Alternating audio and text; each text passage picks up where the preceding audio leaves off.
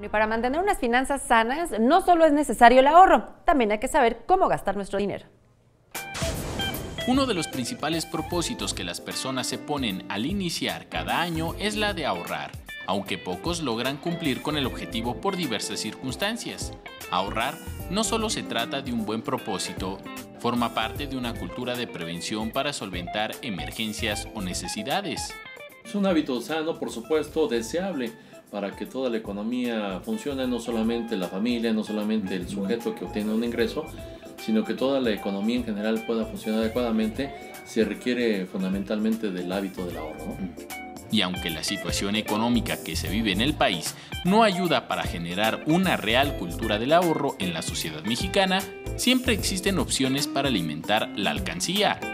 Ha habido una combinación, digamos, del ahorro institucional, que es el que propiamente fomenta la banca comercial, y el ahorro, digamos, tradicional, que es el ahorro popular.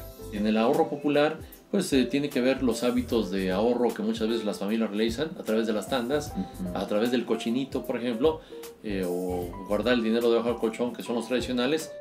Especialistas en la materia destacan que solo el 32% de los mexicanos ahorran de 1 al 10% de sus ingresos. Si usted es de los que busca un ahorro institucional, tome en cuenta las siguientes recomendaciones.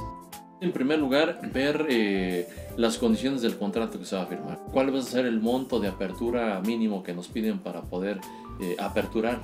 También preguntar cuál va a ser la tasa de interés que nos van a pagar. Y como padres de familia, el fomento de la cultura del ahorro en sus niños se vuelve fundamental.